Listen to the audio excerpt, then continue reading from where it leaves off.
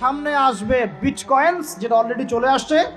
আরেকটা আসবে, সেটা হলো ক্যাশলেস সোসাইটি। কি বললাম বলেন? বলদ বলবে যে ভবিষ্যৎবাণী করে গেল, আহলুল বলদ ওয়াল কিরদা, আহলুল হিমার ওয়াল কিরদা।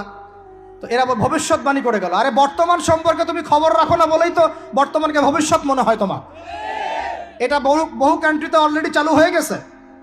এই যে আমাদের অনেক ভাই ব্যবসা করে, তারা চায়না যায়, কোরিয়া যায়, উত্তর কোরিয়া, দক্ষিণ কোরিয়া যায়। ওরা দেখে আসতেছে চায়না চালু করে ফেলছে অলরেডি। ক্যাশলেস সোসাইটি মানে হচ্ছে আপনি আপনার মুদ্রাকে সংরক্ষণ করতে পারবেন না। আপনি দেখলেন খিদির আলাইহিস সালাম দেয়াল নির্মাণ করলেন, দেয়ালের নিচে কি ছিল? খাজানা ছিল। তাহলে দেয়ালের নিচে খাজানা তিনি সংরক্ষণ করলেন কেন? এতিম বালকরা যেন বড় হয়ে সেটা নিতে পারে। তাহলে আপনি চিন্তা করেন, ওই মুদ্রাটা কি ছিল? ইলেকট্রনিক মানি ছিল যেটা তিনি সংরক্ষণ করলেন। ওই মুদ্রাটা কি কাগজের মুদ্রা ছিল যেটা তিনি সংরক্ষণ করলেন? ওই মুদ্রাটা কি বিটকয়েন ছিল যেটা তিনি সংরক্ষণ করলেন? তিনি সংরক্ষণ করেছেন হয় গোল্ড কয়েন অথবা রূপার মুদ্রা। কারণ এটার মূল্য কমে যাবে না। এরা 20 বছর পর বড় হলেও বাবারই সম্পত্তি ফেরত পাবে। এইটা হলো ইসলামিক কারেন্সি, যেটা বিশ্ব থেকে উঠিয়ে দিয়েছে এই IMF, ওয়ার্ল্ড ব্যাংক আর ইউনাইটেড স্টেট এবং এদের যে চালাপালাগুলো সব। আমরা এই ব্যাস ওই সুর মিলাচ্ছি। ওরা কাগজের মুদ্রা দিয়ে সারা বিশ্বটাকে ডমিনেট করছে। তাও আবার এখানে আরো ব্যাপার আছে, কাগজের সব মুদ্রা আবার এক মানের না। একগুলো হচ্ছে হার্ড কারেন্সি, মানে শক্তিশালী কারেন্সি। একগুলো সফট কারেন্সি, মানে নরম কারেন্সি। বাংলাদেশের টাকা কোন কারেন্সি, হার্ড না সফট? এতটুকু তো জানেন। হার্ড কারেন্সি কি? মার্কিন ডলার, মানে মগের মূল্য। একটা কথা হচ্ছে না, মগের মূল্য। ওরা এখন হার্ড কারেন্সি দিয়ে মগের মূল্য। কিরকম? যে সারা বিশ্বের সফট কারেন্সিগুলো আমার কারেন্সি দিয়ে নির্ধারিত হবে। মানে আপনার 100 টাকা সমান সমান ওর $1 মগের মূল্য। কেন আমার 1 টাকা সমান সমান তোমার $1 হতে পারে না? হতে পারে না? এটা করতে দিবে না। কারণ এটা করলে আপনার অর্থনৈতিক অবস্থা অনেক সমৃদ্ধ হয়ে যাবে এবং আপনি তাদের সমান হয়ে যাবেন। আপনি যে দামে তেল কিনবেন তাকেও সে দামে তেল কিনতে হবে। তো ওরা এটা ধরিয়ে দিল। শুধু তাই না, IMF এর মাধ্যমে, ফেডারেল রিজার্ভের মাধ্যমে, ওয়ার্ল্ড ব্যাংকের মাধ্যমে তারা এটাকে আমরা দ্বিতীয় বিশ্বযুদ্ধের পরের কথা বলছি। ওই সময় ব্রেটন উড কনফারেন্স হয়েছে, পড়ে দেখুন। ব্রেটন উড কনফারেন্স হয়েছে, মার্কিন ডলারকে সারা বিশ্বের রুলিং মানে কারেন্সি হিসেবে ওরা নির্ধারণ করলো, মগের মূল্য। এবং প্রত্যেকটা কারেন্সি এর আন্ডারে নিয়ন্ত্রিত হবে এবং টাকার মান, অন্যান্য মুদ্রার মান বাড়বে কমবে এর ভিত্তিতে, আপনার প্রবৃদ্ধির ভিত্তিতে নয়। এবং তার হাতে নিয়ন্ত্রণ থেকে যাবে। যদি আপনি বেশি বাড়াবাড়ি করেন আপনার টাকার মান তারা কমাই দেবে। কয়দিন আগে ইলেকশনের আগে একটা শব্দ শুনেছিলেন অনলাইনে, স্যাংশন দিতে চাই, স্যাংশন। মনে আছে? হ্যাঁ, মনে আছে? কি জিনিস বুঝছেন আপনারা? কি ওটা বুঝেন নাই? অর্থনৈতিক নিষেধাজ্ঞা। কিভাবে দিতে পারে? আপনার টাকার মান তারা কমাই দিবে। তখন 1 কেজি পেঁয়াজের দাম হবে 500 টাকা, 1 কেজি রসুনের দাম হবে 1000 টাকা, 1 ব্যারেল তেলের দাম হয়ে যাবে দেখবেন 10,000, 20,000 টাকা। কিচ্ছু করতে পারবেন না। তুরস্কের মতো কান্ট্রি যখন ঘুরে দাঁড়ানোর চেষ্টা করছিল, ওদের লিরার মান তারা বাড়িয়ে দিল একদম। ওটা তো মনে হয় 12,000 পর্যন্ত চলে গেছে। ইনফ্লেশন বলি আমরা এটাকে, মুদ্রাস্ফীতি, ওটা প্রায় 12,000% পর্যন্ত বেড়ে গিয়েছিল। বলি নাউজুবিল্লাহ। এগুলো জুলুম, অর্থনৈতিক জুলুম। বাইরের চোখ দিয়ে দেখলে মনে হবে সুন্দর চলছে সবকিছু, ভিতরের চোখ দিয়ে দেখা শিখলে বুঝবেন অর্থনৈতিক ক্ষেত্রে এই বিশ্বে এই খ্রিস্টানরা সবচেয়ে বেশি জুলুম করেছে। আরো আছে, বলতে থাকলে সারা রাত যাবে। এরপরে তারা আরবদেরকে বুঝালো, ইয়া শাইখ, আরবদেরকে বুঝালো, হাবিবি, ইয়া হাবিবি, কাছে আসেন, শোনেন, আমরা আপনাদের কাছে তেল আছে, আপনারা তো তেল বয়কট করে দিয়েছেন, আর তেল ছাড়া তো আমাদের যুদ্ধ বিমান ফ্লাই করছে না। তেল কাদেরকে দিয়েছে আল্লাহ পাক? মিডল ইস্টে আরবকে দিয়েছে। ঠিক আছে, এখন হাবিবিকে বলা হচ্ছে যে আপনারা তো তেল বয়কট করে দিলেন। এটা করেছিল বাদশাহ ফয়সাল, বলেন রাহিমাহুল্লাহ। উনি একজন সাহসী নেতা ছিলেন, এই জন্যই তাকে গুপ্ত হত্যা করা হয়েছে। সাহসী যারা, তাদেরকে গুপ্ত হত্যা করে, এটা একটা সুন্নত। এটা মাথায় রাখবেন। খুব ট্যালেন্টেড একজন দেখবেন, খুব ট্যালেন্টেড একজন বিজ্ঞানী দেখবেন, হঠাৎ নাই, তাপাস করে মিসাইল এসে পড়ে গেল। এমন সূক্ষ্ম স্নাইপার দূর থেকে 12,000 কিলোমিটার দূর থেকে মেরে দিলে আপনার কলিজার মধ্যে লেগে যাবে।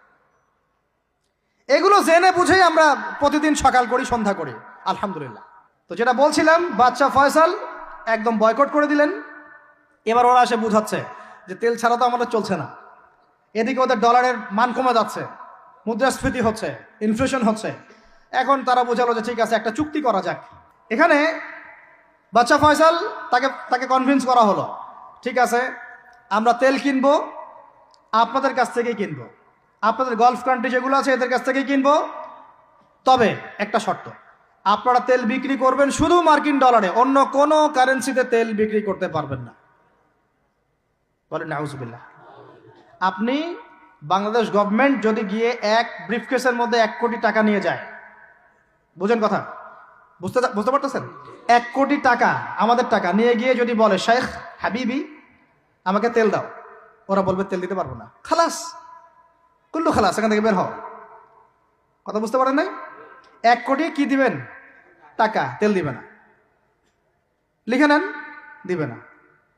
কিন্তু সেই 1 কোটি টাকাকে যদি আপনি ডলারে কনভার্ট করেন, ওটাকে ডলার দিয়ে কনভার্ট করেন, করে যদি বলেন হাবিবি তেল, তখন বলবে যে আসো তাআলিলাহি, তেল নিয়ে যাও, খালাস, কুল্লু খালাস। আর বুঝতে পারছেন? তেল বিক্রি করব শুধুমাত্র ডলার দিয়ে, ডলার ছাড়া অন্য কোনো কারেন্সিতে তেল বিক্রি করতে পারবো না। এইটা পশ্চিমারা আরবদের সাথে একটা সন্ধি করলো আর কি, চুক্তি করলো। এই চুক্তির নাম হলো পেট্রো ডলার মনিটরি সিস্টেম। বুঝতে পারলাম? Petro dollar monetary system. এর বদৌলতে আরবের মরুভূমি হয়ে গেল এখন একদম অট্টালিকার প্রাসাদ। বোঝা যায়? মরুভূমিগুলো হয়ে গেল কি অট্টালিকার প্রাসাদ, আর বাকি পুরো মুসলিম উম্মার উপর দেখেন কি দুরবস্থা নেমে আসে। শুধু তাই না, ওই ডলার হলো একদম লিডার, কারেন্সির লিডার। এখন ওই ডলার তেলের মান নির্ধারণ করবে, আপনি টাকা দিয়ে করতে পারবেন। সারা বিশ্বের সবচেয়ে বড় অর্থনৈতিক জুলুম হচ্ছে এই পেট্রো ডলার মনিটরি সিস্টেম। এর চেয়ে বড় কোনো জুলুম হয়নি অর্থনৈতিক জীবনে। এখন অনেক ওলামায়ে কেরাম আছেন আপনারা এখানে, আমি জানি উপস্থিত, আপনারা একটু ফিকহের কিতাবগুলো মোতালা করে আমাদেরকে একটা ফতোয়া দিয়েন যে এইরকম মনিটরি সিস্টেম প্রণয়ন করা জায়েজ না না জায়েজ। এটা আপনারা ফতোয়া দিয়েন, আমি ফতোয়া দিতে পারবো। আমি অর্থনৈতিক ভাষায় বলতেছি যে এই মনিটরি সিস্টেমটা পুরো বিশ্বে জুলুম নিয়ে আসছে। এখন আদতে, এখন শোনেন এই অংশটুকু শোনেন, তারপরে আমি শেষের দিকে চলে আসতেছি। আদতে এতে পশ্চিমাদের লাভ কি হয়েছে শোনেন। আমার কাছে এই যে ডলার, এটা আমি ছাপাই আমার দেশে, আমার কারখানায়। আমার খরচ হচ্ছে কাগজ, আমার খরচ হচ্ছে মেশিন, আমার খরচ হচ্ছে কালি। বোঝা যায়? বোঝা যাচ্ছে? আচ্ছা, এখন সেটা আমি বানালাম, ছাপালাম, গিয়ে আমি আরবকে দিলাম, তেল দাও। ওরা এই কাগজের টাকাটা নিল, নিয়ে রিজার্ভ করলো, করে মূল যে তেল, এই তেলটা মনে করেন তেল বা সোনা, তেল বা সোনা একই কথা, কারণ সোনার ফাংশন প্লে করছে এখন তেল।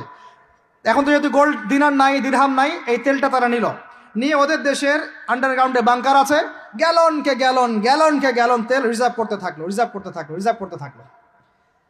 এমনভাবে রিজার্ভ করতে থাকলো যে বিগত আগামী 30 বছর যদি বিশ্বে কোনো তেল নাও থাকে, ওরা চলতে পারবে, প্লেন উড়াইতে পারবে।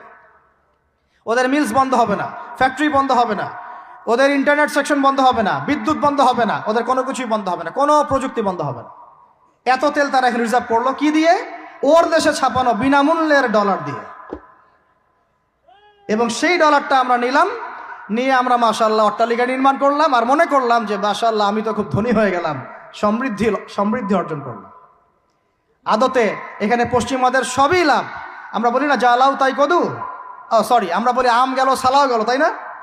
এখানে আমও তাদের, সালাও তাদের।